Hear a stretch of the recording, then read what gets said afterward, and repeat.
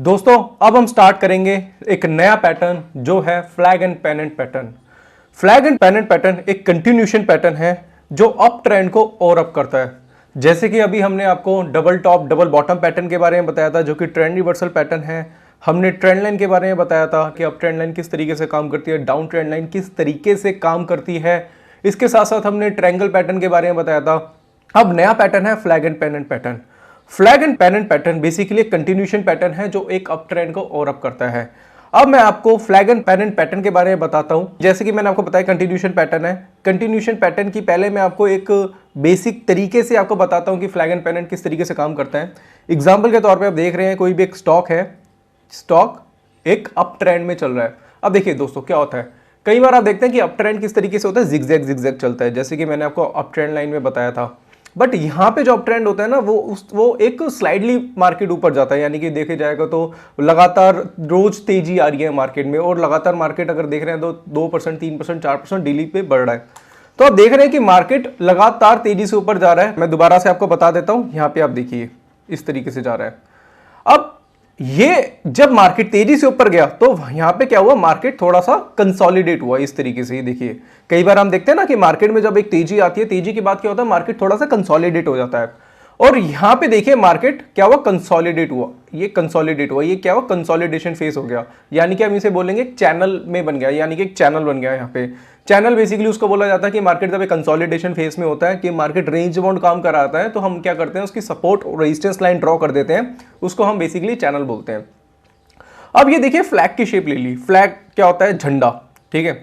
अब यहाँ पे एक झंडे की शेप ले ली इसने। यहाँ पे देखेंगे कि झंडे का जैसे ये पोल है, ये क्या हो गया, ये पोल हो गया और ये इसका कंसोलिडेशन फेज हो गया जिसको हम फ्लैग बोलते हैं। अब हम देखते हैं कि जब भी मार्केट तेजी से ऊपर जाता है और उसके बाद देखा जाएगा कि यहाँ पे मार्केट क्या हुआ, कंसोलिडेट हुआ, कंसोलिडेशन जोन में आया, कंसोलिडेशन हुआ। और ये कंसोलिडेशन जोन दोस्तों 5 to 7 डेज का रहेगा। अगर आप आवरली चार्ट यूज कर रहे हैं, अगर आप आवरली चार्ट यूज कर रहे हैं तो ये कंसोलिडेशन फेज 5 to 7 डेज का रहेगा। अगर आप डेली चार्ट यूज कर रहे हैं तो ये कंसोलिडेशन फेज एटलीस्ट 25 डेज का होना चाहिए। आप ये मान के चलिए अगर आप डेली चार्ट यूज कर रहे हैं तो, ठीक है। एक पोल बना, मार्केट तेजी से ऊपर गया, मार्केट कंसोलिडेट हुआ 5 to 7 डेज के लिए। आप देखेंगे जब आप आवरली चार्ट पे काम कर लें, यानी कि 60 मिनट की जो एक कैंडल बनती है, क्योंकि अब देखा जाएगा तो डे में कितनी कैंडल हो जाएगी, 5 to 7 कैंडल्स।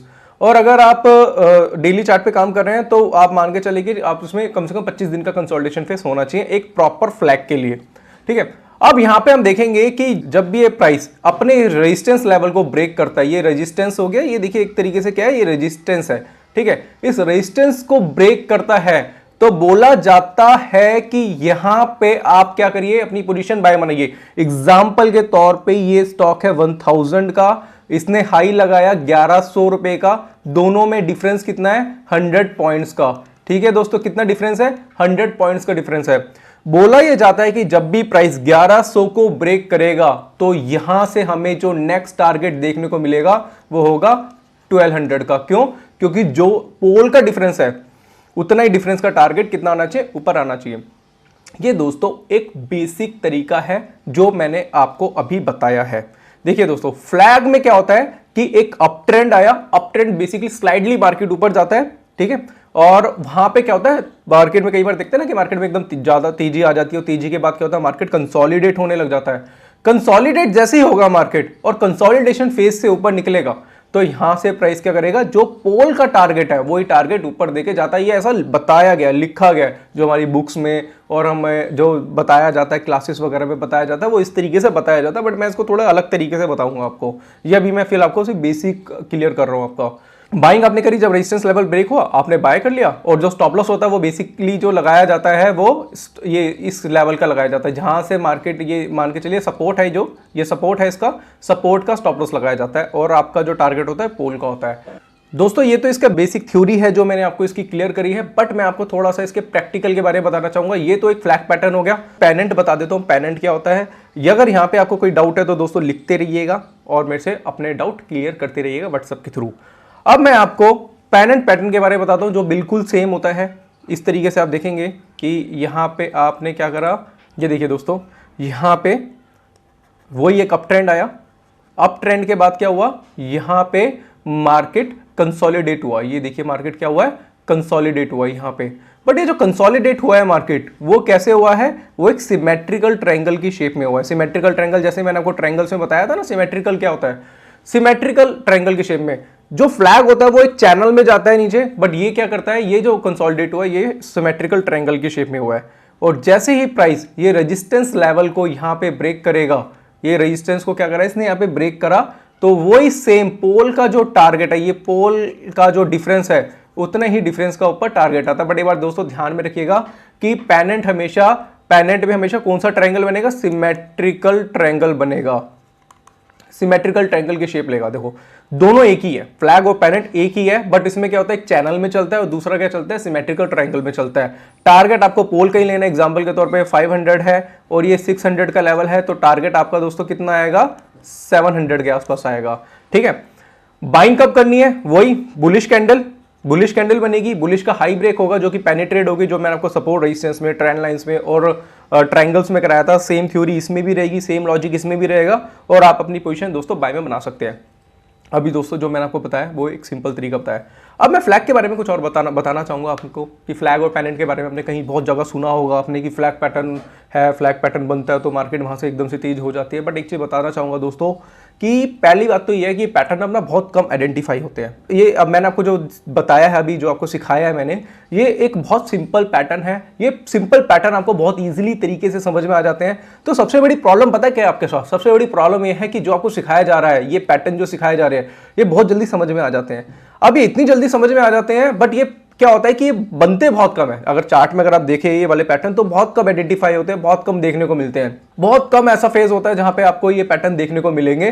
तो हमारी गलती क्या होती है ना कि फ्लैग पैटर्न नहीं भी बनाओ तो हम इसे फ्लैग बनाने की कोशिश करते हैं। अब मान लो कभी भी मार्केट में देखा हमने कि मार्केट में वन साइडेड तेजी आ गई और मार्केट थोड़ा सा कंसोलिडेट हुआ, तो हम लाइनें खींचने लग जाते हैं और सोचते हैं कि यहां से मार्केट अब यहां से ऊपर जा सकता है क्योंकि फ्लैग बन गया।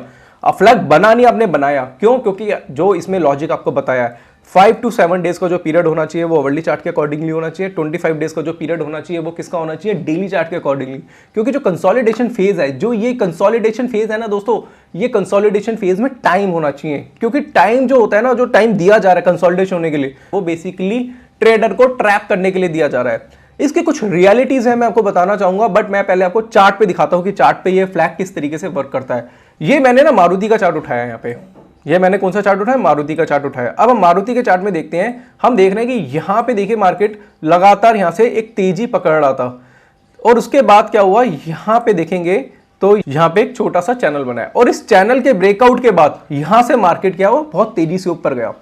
ठीक है, ये तो एक छोटा सा फ्लैग था जो आपने आइडेंटिफाई कर लिया। आपने देखा कि एक अप ट्रेंड आया, अप ट्रेंड के बाद क्या हुआ, मार्केट कंसोलिडेट हुआ और इस कंसोलिडेशन के बाद क्या करा, आपने अपनी पोजीशन बाय में बना ली। क्या दोस्तों मैं आपसे जानना चाहता हूं, क्या वाकई में ये चार्ट, ये जो फ्लैग है, क्या हमेशा काम करेगा या नहीं करेगा? इसके ऊपर मैं कुछ बात आपसे करना चाहूंगा। जैसे कि ये देखिए दोस्तों, यहां पे भी इस एरिया में अगर देखा जाएगा तो यहां पे भी एक फ्लैग बना है दोस्तों। जैसे कि आप यहां पे देख रहे हैं, ये देखिए यहां पे मैं आपको दिखा देता हूं, एक फ्लैग और देखने को मिला है हमें यहाँ पे, ये छोटे से एरिया में। ये देखिए दोस्तों, यहाँ पे भी एक स्मॉल फ्लैग देखने को मिला है इस एरिया में। यहाँ पे देखिए, मैं एक ट्रेंड लाइन यहाँ पे छोटी स्मॉल ड्रॉ कर देता हूँ। यहाँ पे देखिए, ये भी एक स्मॉल फ्लैग देखने को मिला है। अब हमारी प्रॉब्लम पता क्या है, हमने ये तो देख लिया कि फ्लैग देखने को मिला है, बट सबसे पहली बात हमने ये नहीं चेक करा कि इसमें 5 to 7 डेज का कंसोलिडेशन पीरियड था या नहीं था। तो हमारी गलती क्या है कि हमें जब भी छोटे छोटे से, जब एक मार्केट में एक अप ट्रेंड आता है, स्मॉल मार्केट कंसोलिडेट होता है, तो हम अपनी पोजीशन ना बार बार बाय में बना लेते हैं। जैसे कि ये देखिए, ये प्रॉपर फ्लैग है, ये फ्लैग है, इसको हम फ्लैग कह सकते हैं। ये देखिए, ये एक फ्लैग है। ये देखिए यहां पे अगर आप देखेंगे कि मार्केट में एक तेजी आई, तेजी के बाद क्या हुआ, मार्केट कंसोलिडेट हुआ। यहां पे भी मार्केट कंसोलिडेट हुआ, यहां पे भी मार्केट कंसोलिडेट हुआ और जब एक कंसोलिडेशन फेज ब्रेकआउट हुआ यहां पे, तो मार्केट ने एक अप ट्रेंड पकड़ लिया और उसके बाद देखिए जाएगा तो मार्केट काफी ऊपर गया। तो जो पोल का टारगेट है हमें यहां पे देखने को मिल गया। ठीक है, अब हम क्या करते हैं कि यहाँ पे हम बार बार क्या करते हैं, अब अपने चार्ट पे लगा के देखते हैं कि अगर हम दूसरा स्टॉक लगा के देखते हैं तो हम देखते हैं, रैंडमली चेक करते हैं क्या फ्लैग हमेशा काम करता है या नहीं करता। इसके बारे में बात करना चाहेंगे दोस्तों। तो हम यहाँ पे क्या करते हैं, हम रैंडमली कोई भी स्टॉक सेलेक्ट करते हैं, क्योंकि अभी जो मैंने मारुति का स्टॉक दिखाया था तो उसमें तो हमें पहले से पता था कि यहाँ पे फ्लैग बना है और फ्लैग के बाद यहाँ से टारगेट आया था। अब हम ये वाला एरिया देखते हैं। ये देखिए, ये भी एक अप ट्रेंड आया और अप ट्रेंड पे हमने क्या करा, कंसोलिडेशन फेज बनाया यहाँ पे, और कंसोलिडेशन फेज के बाद हमने यहाँ पे क्या करा दोस्तों, अपनी पोजीशन बाइंग में बनाई। बाइंग में बनाने के बाद क्या हुआ, मार्केट वापस से नीचे गिर गया और हमारा स्टॉप लॉस यहाँ पे कट गया। अब मैं आपको ना दोस्तों इसकी कुछ रियलिटी बताना चाहता हूँ यहाँ पे फ्लैग पैटर्न की। हम कोई और स्टॉक लगाते हैं इसमें, चाहे आप डेली चार्ट पे काम करें चाहे वर्डली चार्ट पे काम करें, आप यहाँ पे मैं और भी स्टॉक आपको लगा के दिखाता हूँ यहाँ पे। क्या फ्लैग पैटर्न वाकई में काम करता है या नहीं करता है, इसकी कुछ रियलिटीज़ मैं आपको बताना चाहता हूँ। ये देखिए दोस्तों यहाँ पे, क्योंकि दोस्तों हम कुछ भी जो आपको पढ़ा रहे हैं, जो कोर्स आपको बनाया, वो बेसिकली ऐसा कोर्स नहीं है जो हम आपको पीपीटी से पढ़ाए या रैंडमली हमने ऑलरेडी पहले से स्टॉक सेलेक्ट कर रखे हैं और स्टॉक सिलेक्शन के बाद ही हम उसमें जो पैटर्न बनाया है उसे आपको वही दिखा रहे हैं। क्योंकि देखो दोस्तों, ये बेसिकली जो कोर्स बनाया है ये प्रैक्टिकली बनाया है, और प्रैक्टिकल में क्या है कि आपको रैंडमली स्टॉक इस तरीके से चेक करना पड़ेगा कि कहाँ पे फ्लैग बना है या नहीं बना है। क्योंकि दोस्तों फ्लैग पैटर्न जो है वो बहुत कम देखने को मिलते हैं, बहुत कम, और इसकी एक्यूरेसी भी अगर देखा जाए तो दोस्तों कुछ ज़्यादा कुछ खास नहीं है। उसका रीज़न मैं आपको बता दूंगा अभी थोड़ी देर बाद। पहले मैं कुछ बैक टेस्टिंग आपको करा देता हूं और इसके बाद आपको दिखाता हूं कि वाकई में ये पैटर्न काम करता है या नहीं करता है, और करता है तो कितने % करता है। तो यहाँ पे देखते हैं दोस्तों, क्योंकि हमें जो फ्लैग पैटर्न देखना है वो हमेशा देखना है अप ट्रेंड के बाद। यहाँ पे देखते हैं दोस्तों, यहाँ पे देखिए ये एक अप ट्रेंड आया, यहाँ से क्या हुआ, एक अप ट्रेंड आया, और अप ट्रेंड के बाद क्या हुआ, मार्केट कंसोलिडेट हो गई। यहाँ पे देखिए, इधर मैं लाइन ड्रॉ कर देता हूँ। ये देखिए अप ट्रेंड आया और अप ट्रेंड के बाद यहाँ पे क्या हुआ, मार्केट कंसोलिडेट हुई। इधर देखिए, इधर क्या हुई, मार्केट क्या हुई, कंसोलिडेट हुई है।